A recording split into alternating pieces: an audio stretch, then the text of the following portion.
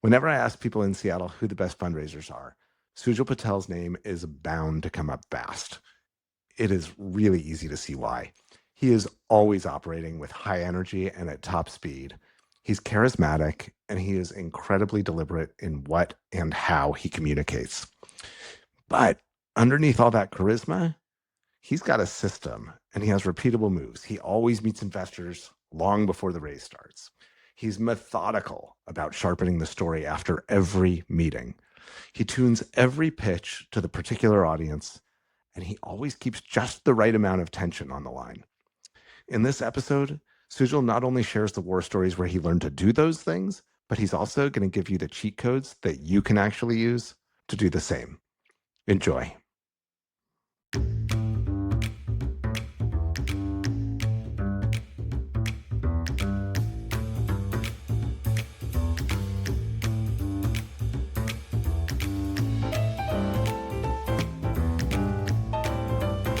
Sujal, it's great to see you. I'm super excited to talk to you. I would love to just dig in right away with a lot of energy. You and I have talked before about your journey, so I know a little bit about it. But to get started, I'd love to do a lightning round and ask you a bunch of questions in just a few words.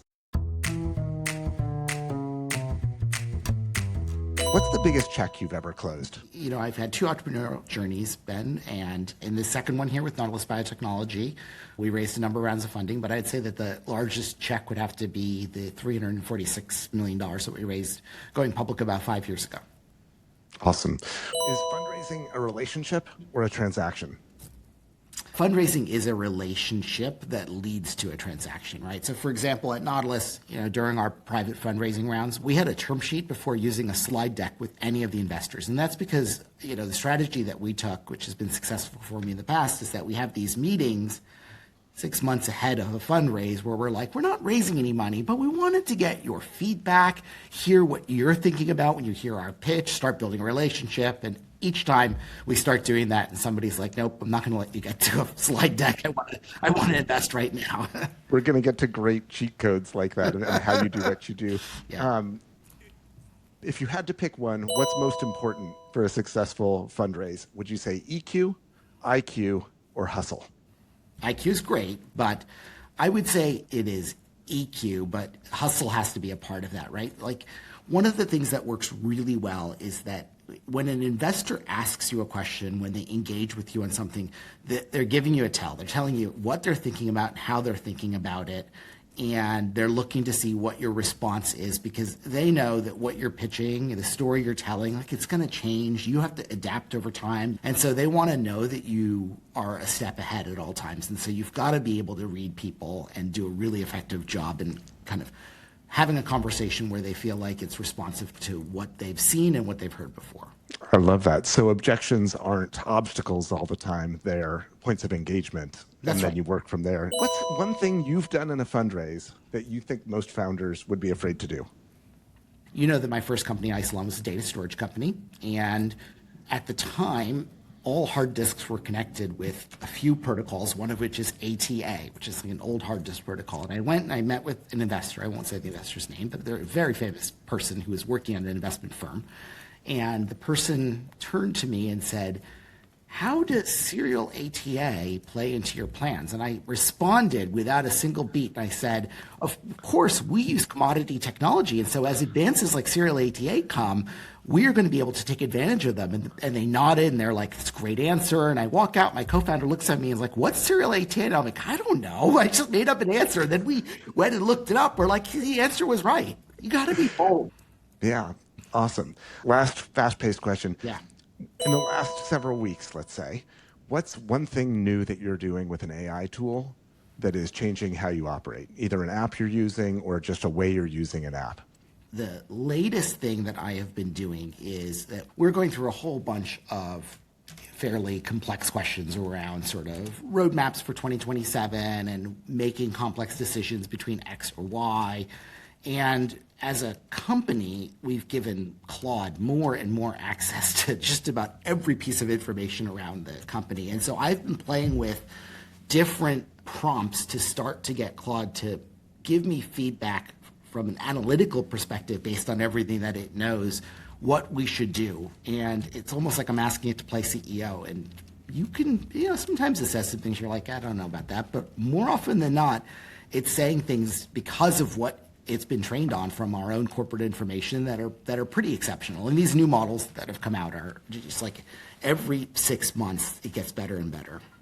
Yeah, it's amazing. And that's a great thought partner for CEO level decisions to think through the things that you may not have anybody in house to bounce the idea off of at the right level. It's great until it replaces me. Yeah.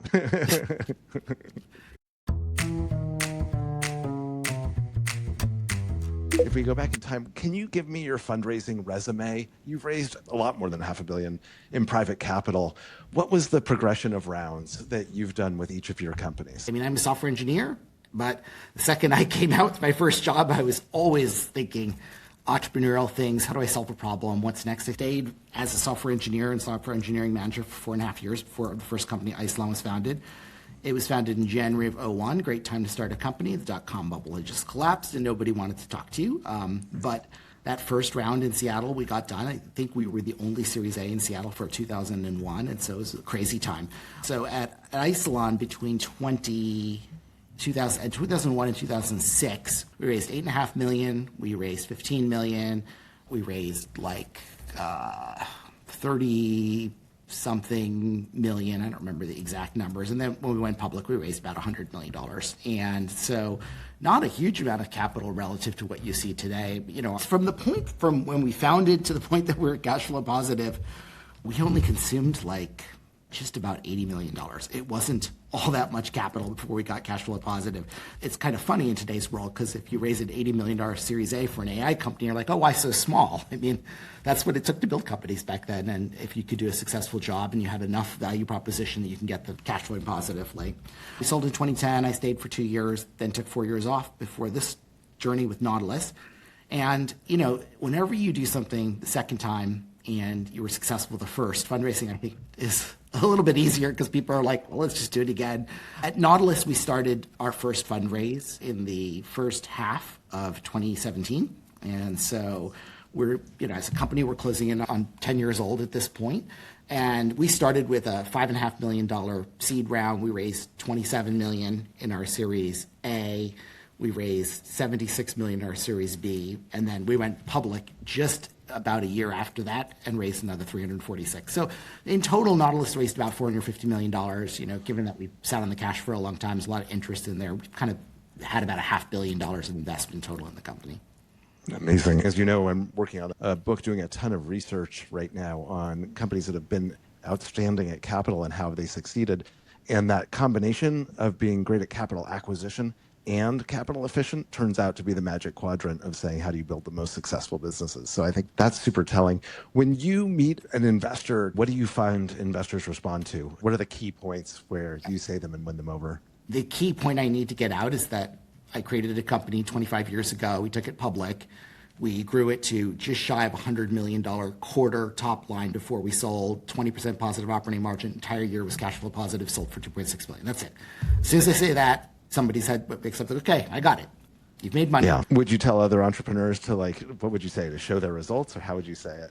You take whatever you have available and you package it up, right? Whatever that might be. When I first raised money for Isilon, I was 26 years old. All I had was what I'd done in the past, right? And so what did I rely on? Well, for example, I started at the company in June, and by October, they handed me the team that I was working on. By January, I was building their second generation architecture from scratch with a bigger team of people. You just take whatever you have and you package it together into a compelling package that relates to what you're trying to do.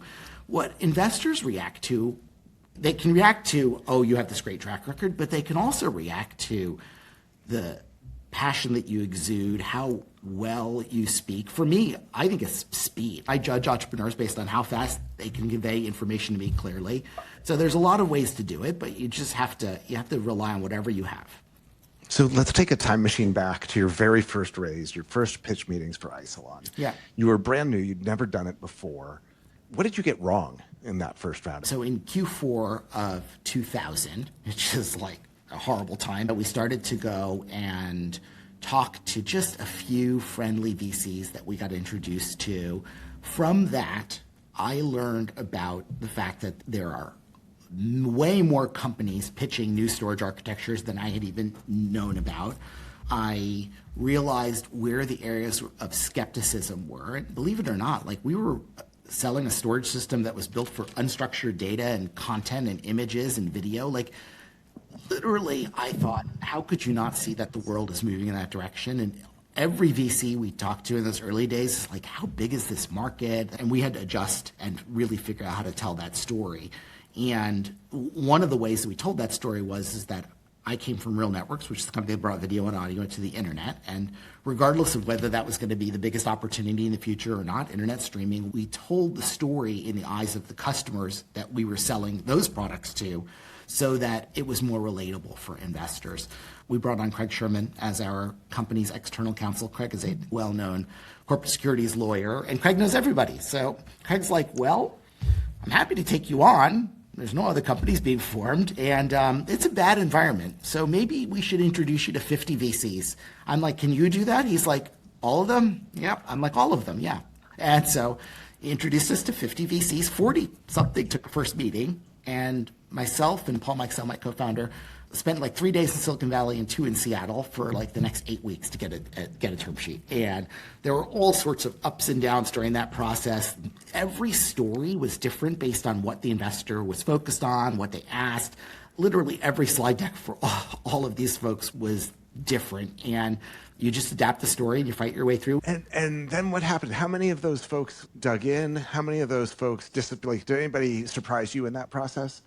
Well, what surprised me is that like 40-something of them responded, and most of those took a lot of meetings. And what I realized was that the dot-com bubble had collapsed, and either they were parachuting in to become the CEO of a portfolio company that's blowing up, or they were just taking meetings with me because there was no one else out there that wanted to raise any money. There was one investor, I won't tell you which one, in Silicon Valley. I literally, like the senior associate, I think had like 10, 11, 12 meetings with me. I'm just like, are we ever going to do anything here? Like, he just kept meeting and asking more questions. I just think he didn't have anything else to do. Crazy time.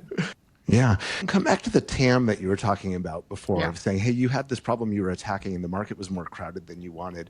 And what did you actually do to prove that? What was the exact thing that you said that won them over? Well, here's what I would tell you. I don't think any of them realized, and maybe even I didn't fully realize, that fast forward 25 years and like it would have been crazy to not believe that unstructured data was going to be 100 times more important than everything else in the market, which is what it is today. And so back then, I don't think we could have convinced anyone that that world was going to come up like that. And so what we did is we said, okay, well, here are the micro areas that we're going to focus on first. Internet streaming, media entertainment, and then, not far after those was medical research and biotech, which is, the area that I'm focused on now.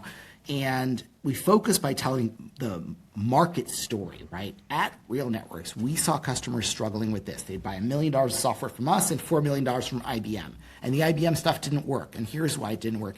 And so we told this story that was hyper focused on particular types of customers that we can help, and then using that as a stepping stone to a broader vision. And that enabled people to at least take the leap that we'll get to a spot and then figure out where the next opportunity is. By the time we went public, which is 6 years later, it was much easier to tell that story. And by the time we sold because somebody's like, oh my God, the whole world's changing. I need to buy a storage solution that does unstructured data. This is a huge issue for founders. So many founders are working on something where the market's just developing. And so you can't show that there's already a ton of economic activity. So what's the move you would tell another founder to do that generalizes from it? It depends on what the space is. So I kind of told you what we did at Isilon. At Nautilus, we have the same sort of thing. This piece of our business is called the proteoform business. It's measuring the different forms of proteins in your human body. And these forms have a significant impact on disease pathology, on cellular function, and there's no way to measure them that exists today. And so when I talk to investors, they're like, well, this sounds great. How big is the market? I'm like, well, I can tell you it's really important, but I don't know how big the market is. And so at that point, you can't just say, well, I don't know. You have to say, but I can tell you that other technologies that are important grew like this. And Then there's anecdotes from there, right? And one of the best anecdotes that I'm using right now is I say to them, I talk to a lot of scientists. I don't know a single scientist who tells me that what we're building is less important than spatial. They all tell me it's bigger than spatial. You don't even need to know what spatial is. We can now just anchor on, well, spatial is a market, and everyone you talk to says you're bigger. And so you have to sort of use these analogies. You have to leverage whatever data points that you have to show that it's important. And you're going to find some investors are going to have to take a leap if they're early investors. When you started Nautilus, you took a kind of what looks like a right turn into proteomics, and it kind of breaks the usual founder market fit storylines as you went into a new field that you were not a domain expert in. How did you bring investors along on that? Yeah, you just change the story, right? So one, I have a co-founder, Stanford faculty, proteomics expert. Parag was actually a big customer of my last company, and I've kept in touch with them ever since, which is how we got back together for this company. But we have a very interesting founding story, right? Because we have to build a product that is a combination of all sorts of different disciplines. So inside of my wall, I have biochemists, I have biologists, I have nanofabrication engineers, single molecule biophysicists, I have semiconductor engineers, software, hardware, mechanical, optical, electrical. I have one of everything inside of the company. And so this is a company where I have one set of experience that are related to half of the engineering and scientific challenges. Parag's got the other half. And in addition to that, the business models, the selling model is exactly the same as it was at Isilon, which was very successful in terms of getting to a profitable sales model. And so it was the combination of those disciplines on the founding team that got people excited. Yeah.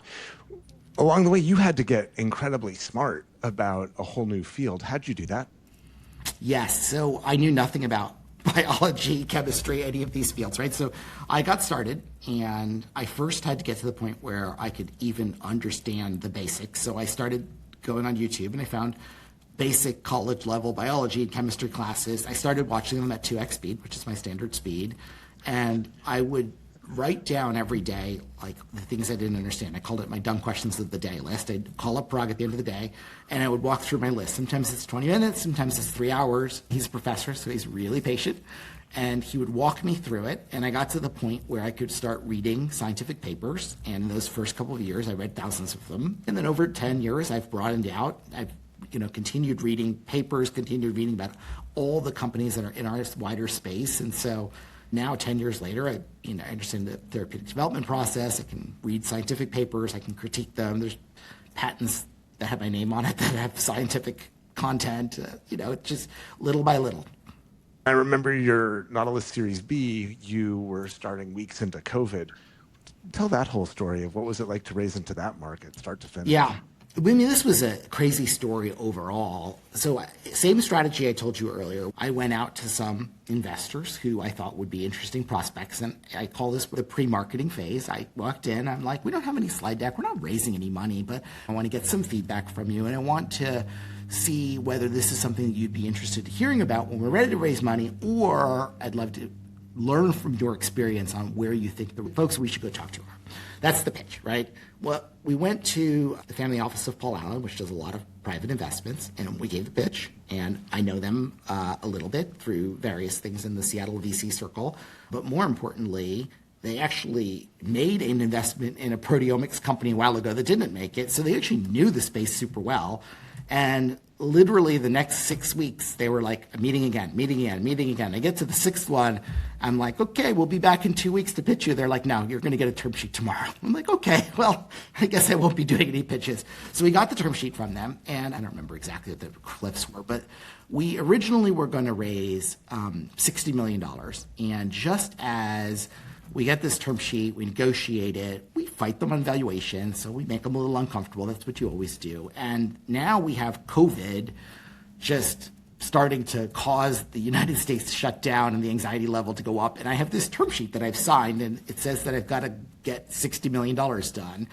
And I'm not there as I'm approaching the deadline. I'm at like 40 something, and everyone's like, doesn't know what they're doing. And so I go to the Allen folks, I'm like, hey, can we just close the 40 and I'll just fill in the rest after? And of course, like every VC, they're like, no, you can't do that. I mean, we're taking on more risk if we do that because you didn't raise the full 60. They're like, we'll do it because we love you, but we're going to bring the valuation down. I'm like, no, we have to do that. So we hashed it out.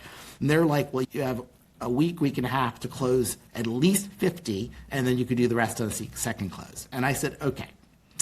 And it was hard. I got that up as far as I could.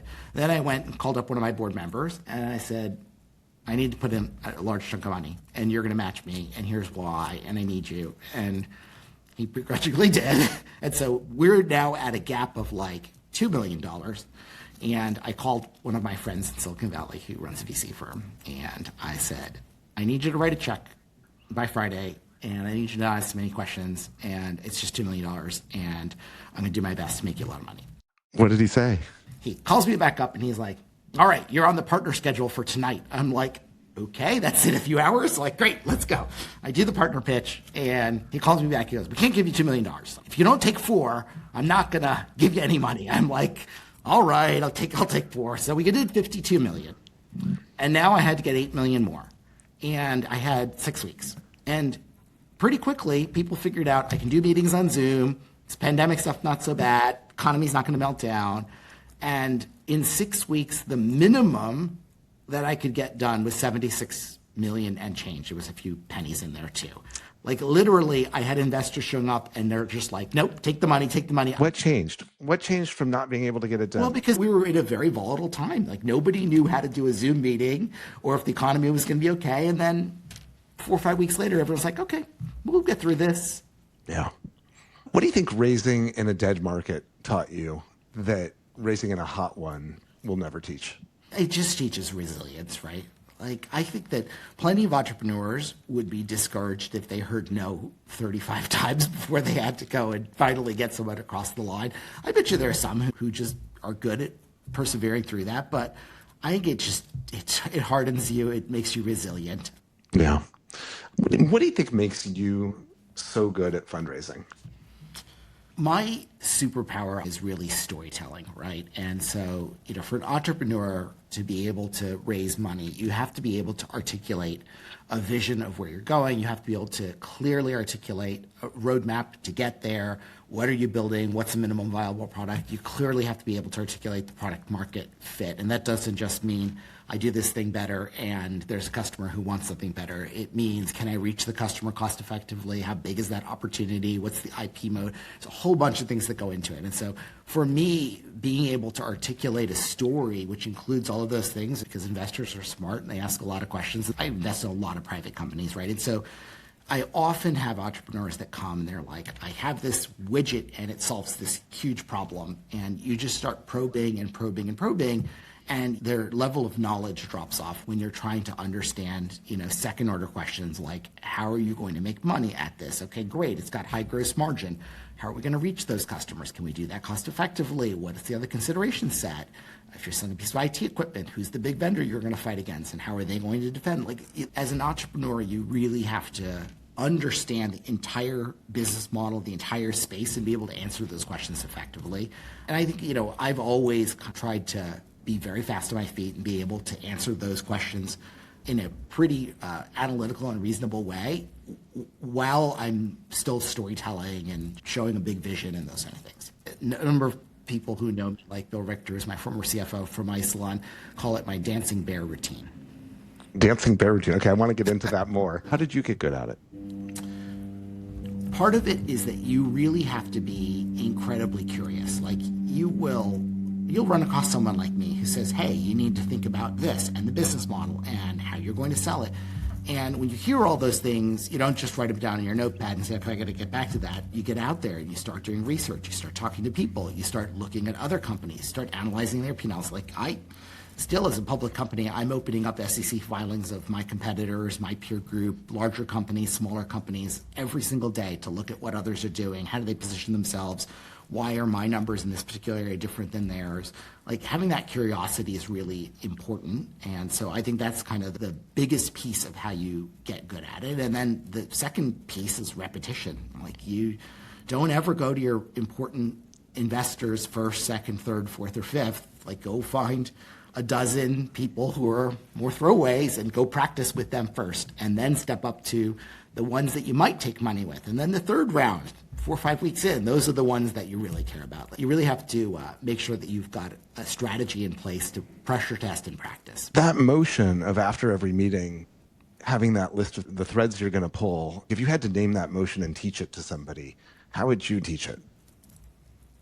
A lot of those things I lump into product market fit, right? When an entrepreneur comes to me and says something roughly like, here's a problem, I built this thing, it's better, the customer wants it. That is not good enough for the types of companies that are venture funded that we build. It has to be, I can reach that customer effectively. I can tell them the story and they'll resonate with it. I don't have to visit them 40 times. I can protect it with patents. I can go and build a profitable model. I can scale this. I can reach globally.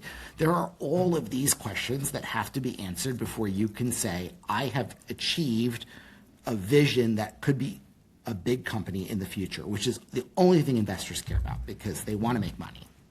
And your process, you will take meetings and say, I'm not raising money, I'm looking for advice. How does that process play into it for you? I mean, that's code for why don't you tell me all the things that you know and tell me all the things that you would evaluate me on so that I can go get prepared. Like, that's what those meetings are about. And so your only goal in those meetings is to leave an excellent first impression, and you want to close for the next step. And your next step is I want to come back and pitch you when we have a slide deck and we're ready to start raising money. Now, most of the time, they're like, no, come back before that. I want to talk more about this. It's really interesting. But you're trying to get them to show their hand first, right? And we did that for all of our fundraisers, from the seed A, B, and going public was all done with that same process. How long before the raise do you tell people to start? That process is 3 to 6 months before. 3 to 6 months. Great. Yeah.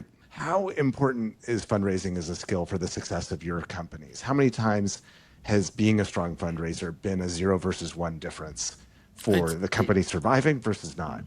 It is the big difference, right? I mean, in today's world, maybe it seems like these AI companies just go from 0 valuation to 100 billion overnight, and it's easy. Startups aren't easy, right? At Isilon, between Series A and Series B, it was tough. Series B was virtually flat. It was a slight up round in terms of valuation, not a big one. Series B at Nautilus was literally the critical point in that fundraise was when everyone got sent home and we were in the middle of COVID and nobody knew what to do. And we were on a clock that was a critical clock for us to hit. Like, there's always going to be complexities there. And so it's critical to be a good fundraiser. Capitalization is everything, right? You have to have the money to invest to go do anything. Do the same skills translate into other areas of leadership and running a company? For sure. As a CEO, no matter what part of the job you're in, you're always selling to somebody during the day. You're trying to hire someone new, you're selling them. You've got an employee that wants to go take a job for 25% more, you're selling them on why they should stay. Customer call, every customer call is about selling them on your technology and why they should do business with you and why this partnership makes sense. Same thing with investors. Like, selling is a skill that every CEO has to be very good at. Yeah, and you think of it as a selling skill, all the things you're talking about? I think of it as a selling skill. I think of everything as selling, yeah. I think negotiating with my kids is like selling. How so? How's it with your kids? So my daughter's 13, right, which means that she's probably 30 in boy age, right? I only have one daughter, so you learn a lot for that one. And, one of the tricks that you use is the same trick that you use with investors, right, which is that when you want an outcome with her, you want to work on getting her to the point where she realizes that a decision needs to be made. She makes the decision that you wanted to get happen. And all you have to do is just control the inputs and conversation around it to get her there. But don't ever tell her what the decision is, because then she won't want to have that decision. Those are skills that aren't that different than you have with investors, right? If you're trying to get them to let you close $50 million instead of 60, you don't tell them exactly what, but you explain what the problem is, you get some advice, you say, hey, we've adjusted our plan, and if we have this, we can do that, so it's not riskier. Like, you work your way there to get to the point where they're like, what do you think about this? You're like, that's a great idea. I'm glad you came up with it. But this is interesting to me, Sujal, because you've got this fast on your feet, and you're a great communicator, and you've got an energy and a charisma that you move quickly. But at the same time, I'm wondering if you slow down what's going on in your head. to do that kind of strategic positioning, whether it's with your 13-year-old or an investor. Like, go really slow for a minute. What's going on in your head that you're able to do that? And what can we learn from it? I don't know. I mean, I have your typical ADHD brain, right? There's 40 threads, maybe even more than that. It's like an Intel CPU with lots of threads going on at the same time, and they're working with each other. Some are hitting dead ends. While I'm talking to you, there's threads that are focused on making shapes with my little toy that's on my desk. I mean, there's always a lot of things going on in there.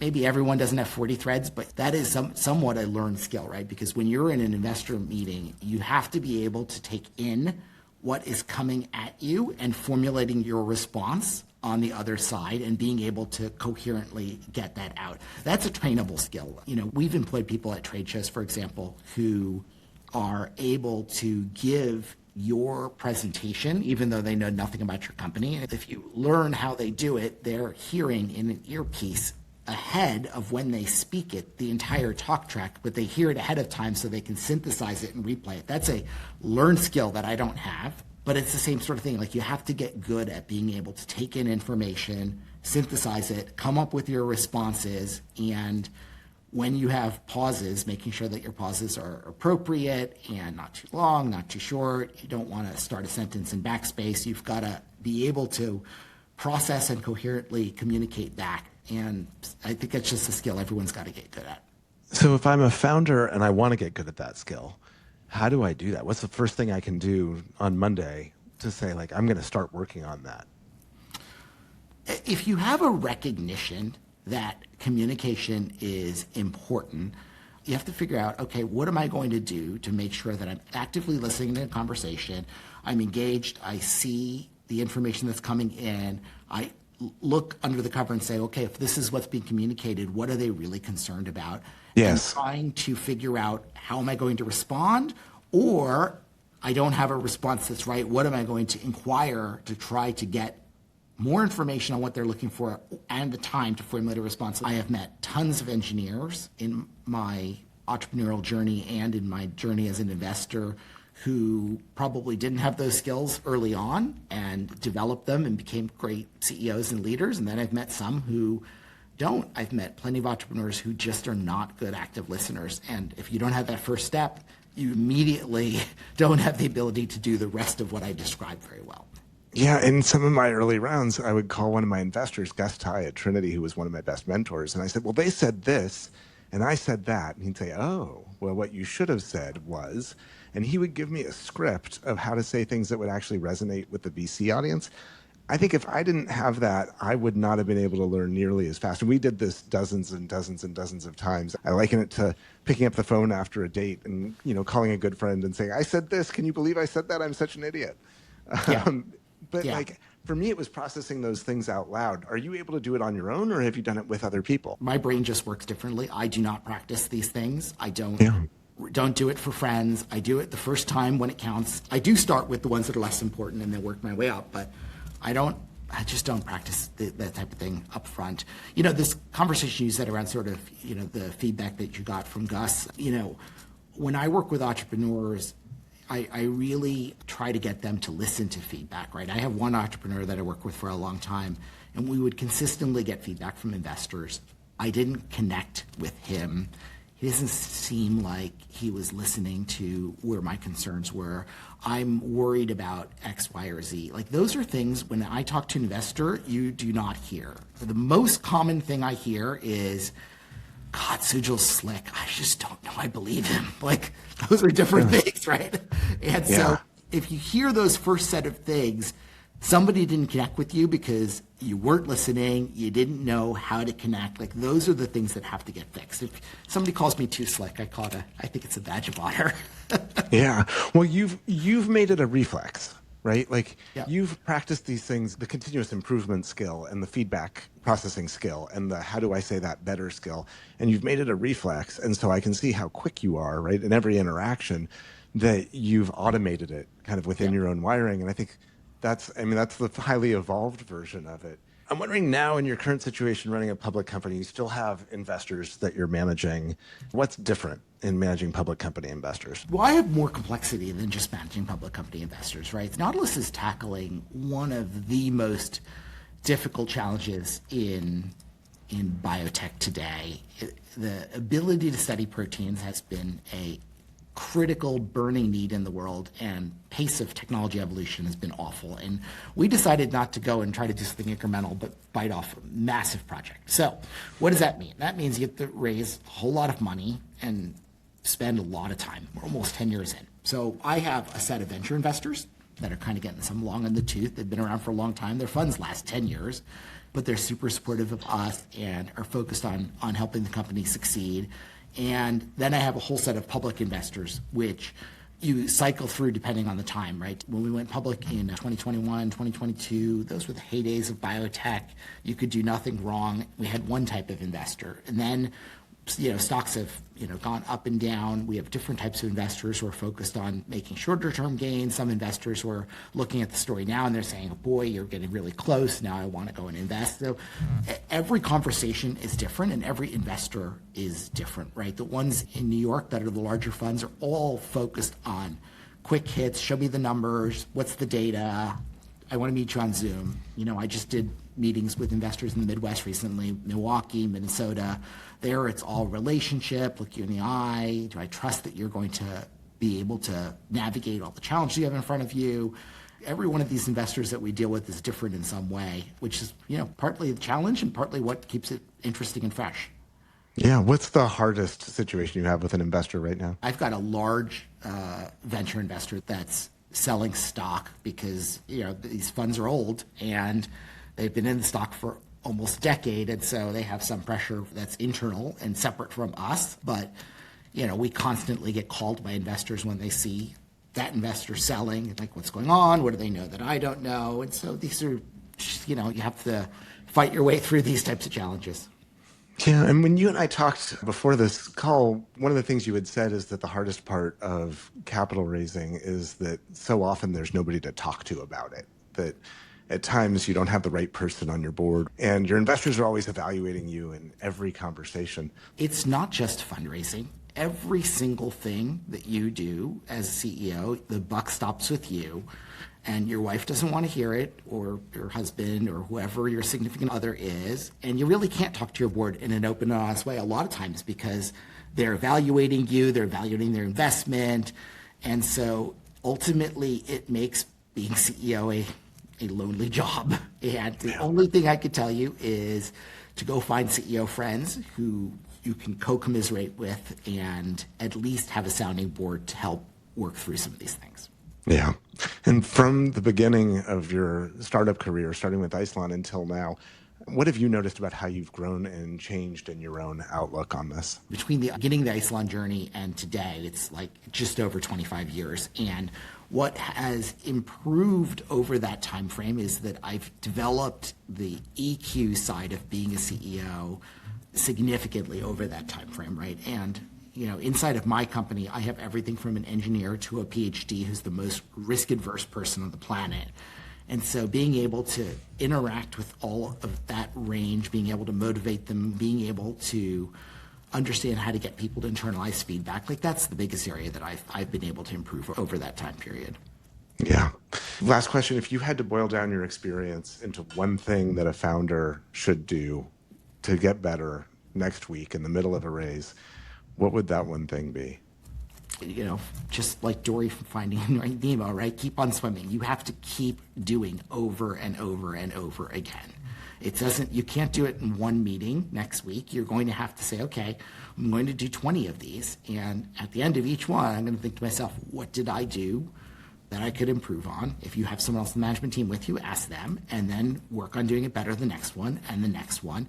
And also experiment, right? I did 6 investor meetings on Monday and Tuesday, and every single one of them was slightly different, intentionally testing different strategies and telling the story, testing different things that I might or might not say to see how they react. You're always doing those things. You're always learning.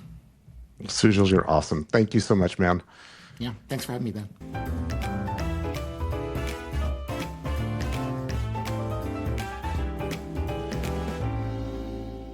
There are 3 things that we talked about in this conversation that are so critical to be a top fundraiser.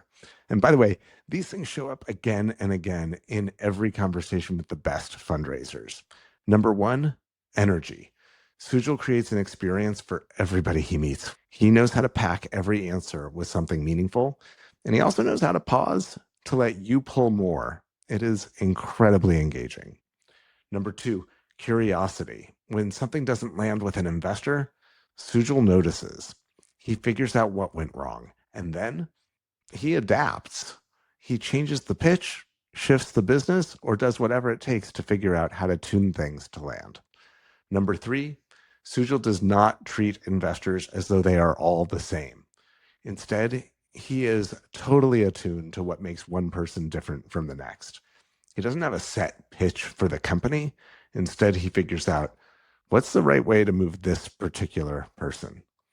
Huge thanks to Sujal for being so generous with the stories, both the wins and the near-death experiences. For our audience, if you got something out of this episode, follow us on Substack for more fundraising wisdom. And do me a favor, leave us a rating and a review on Spotify or Apple Podcasts. Thanks, and see you next time on Razor's Edge.